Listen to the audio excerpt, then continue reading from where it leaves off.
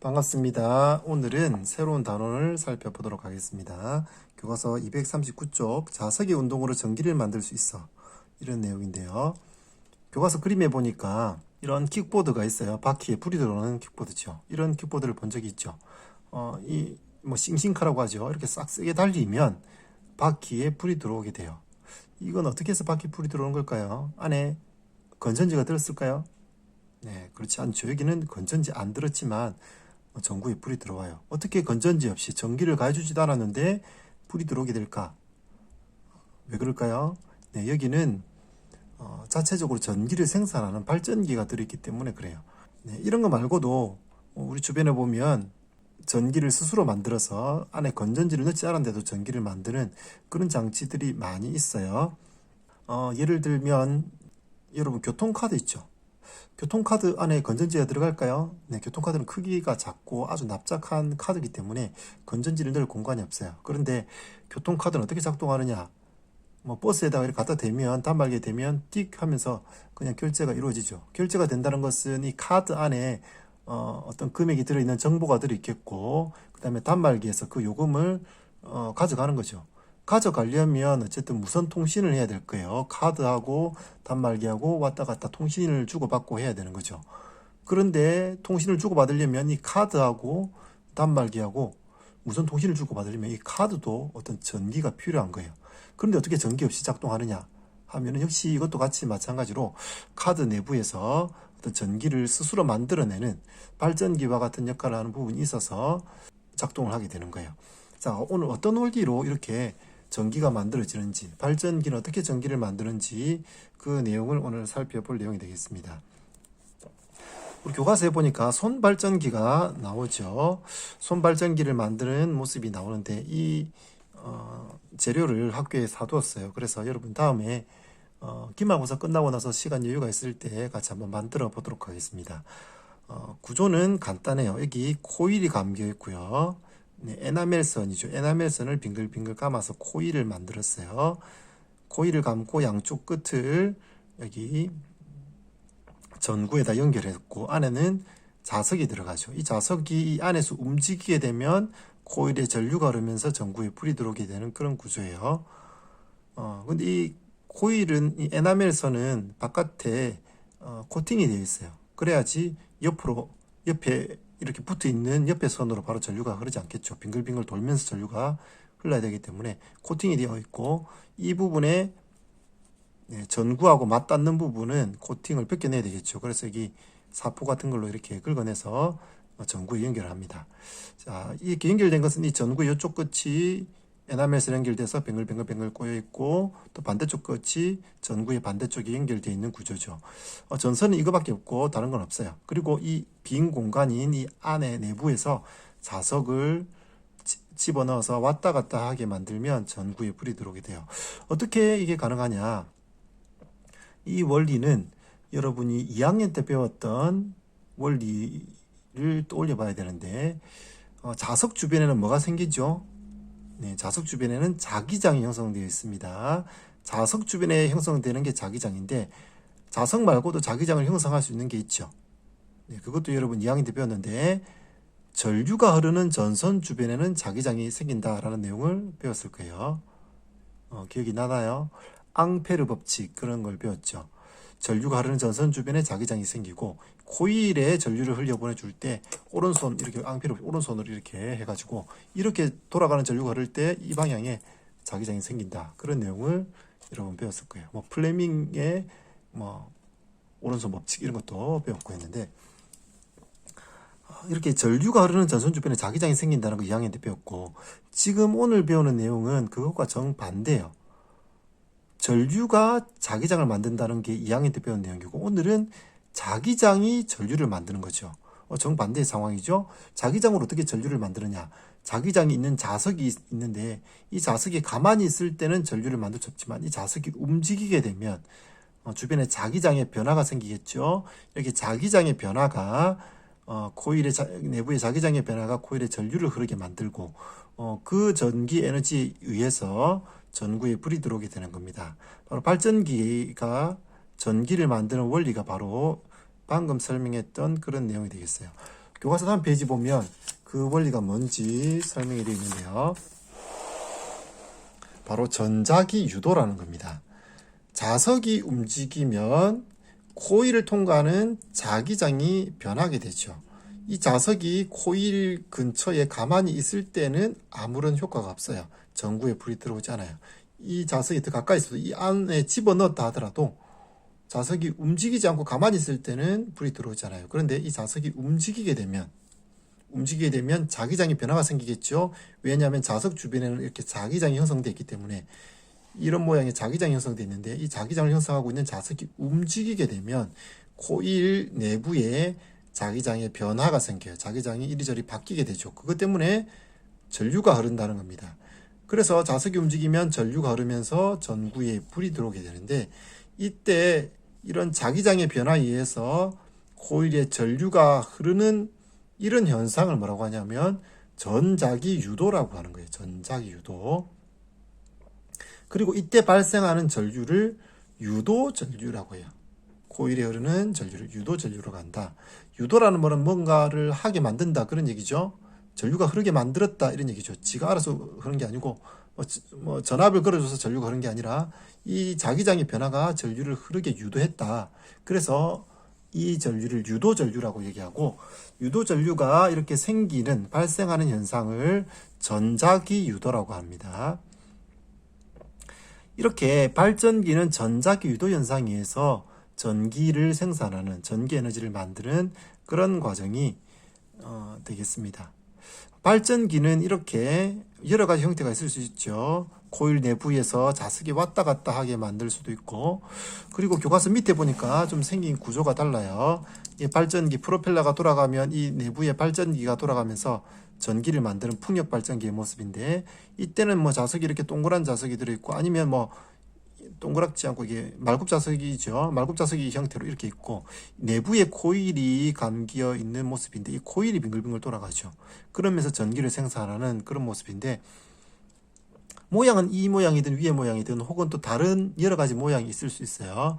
그런데 여기서 자석이 움직여서 전류를 흐르게 만들 수 있죠. 위의 것처럼 자석이 움직이면 코일 내부에 자기장의 변화가 생기고 전류가 흐를 수 있어요. 유도 전류가 생기고 전자기 유도 현상이 일어나는 거죠.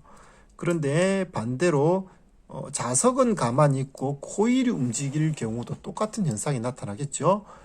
자석이 가만히 있고 코일이 움직여도 이 코일 내부에 어쨌든 자기장의 변화가 생기는 거예요.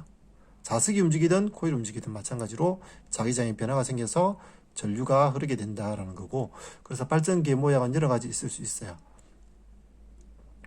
여러분 2학년 때 전동기에 대해서 배웠죠. 전동기도 어떻게 생겼죠? 전동기도 비슷한 모양으로 생겼죠. 전동기가 1학년 때 배웠던 전동기 모습이 꼭 이렇게 생기진 않았는데 그 전동기 모습 보면 이런 거 여기 N극, S극이 있고 이쪽에 이 사이에 이렇게 해서 이게 돌아가게 된다. 그런 얘기. 전류를 흘려 보내주면 이게 위로 힘을 받고 아래로 힘을 받고 이렇게 하면서 빙글빙글 돌아간다. 이런 내용을 2학년 때 여러분 전동기 배웠을 거예요. 이 전동기도 발전기하고 생긴 모양이 똑같아요. 근데 이걸 한 번만 꼬아 놓으면 좀 힘이 약하기 때문에 여러 바퀴 이렇게 빙글빙글 꼬아 놓으면 코일이 되겠고, 코일을 이 안에 놓고 이 코일에 전류를 흘려 보내주면 이 안에서 이 코일이 빙글빙글 돌게 돼요. 이게 전동기죠. 전기를 가해주니까 그게 운동 에너지로 바뀌는 게 전동기가 되겠어요. 그런데 발전기는 전동기하고 사실 모양이 똑같아요. 구조가 똑같아요. 이렇게 생긴 거 이거 전동기도 되지만 발전기도 돼요. 여기에 전류를 흘려보내주면 얘가 빙글빙글 돌지만 전류를 흘려보내주지 않고 내 손으로 얘를 빙글빙글 돌리면 여기 그냥 전류가 생기는 거예요. 유도 전류가 흐르게 되는 거죠. 그래서 발전기와 전동기는 구조가 똑같고 손으로 돌려주면 전기가 생기는 거고, 반대로 그 코일에 전류를 흘려보내주면 얘가 지 혼자서 빙글빙글 돌게 되고 그렇게 되는 거죠. 그래서 전동기와 발전기 구조가 똑같다.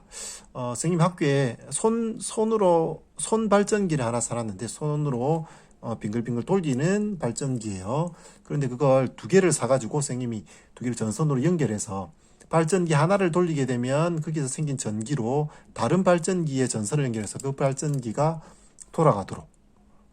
그래서 그렇게 되면 하나를 돌리게 되면 이쪽 발전기를 돌리면 이쪽 발전기가 돌아가겠죠. 그래서 하나는 발전기가 되고 반대쪽은 전동기가 되는 거죠. 구조가 똑같기 때문에 전동기 역할, 발전기 역할을 둘 다 각각 다 할 수 있습니다. 자, 이렇게 오늘 전자기도 현상에 대해서 배웠는데요.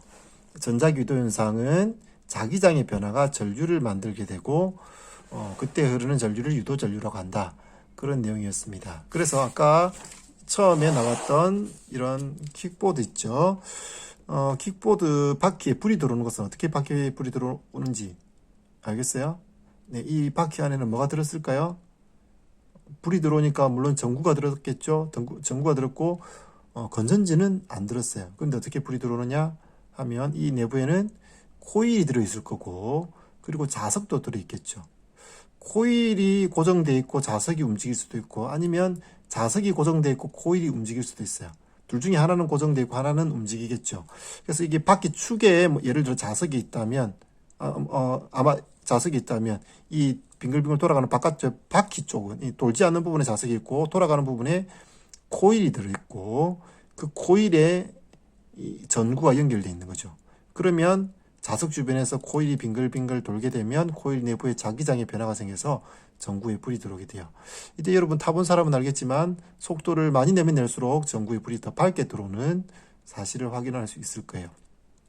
세게 돌면 불이 더 밝게 되겠죠. 불을 밝게 하는 방법은 이렇게 빠르게 움직이는 자석을 빠르게 움직이는 방법이 있고 혹은 또 자석을 또 센 자석을 쓰면 되겠죠. 네, 그런 방법이 있고 이 코일도 많이 감아 놓으면 더 많이 감을수록 전류가 더 많이 흐르게 돼요. 그렇게 해서 전기를 만드는 방식이 되겠습니다.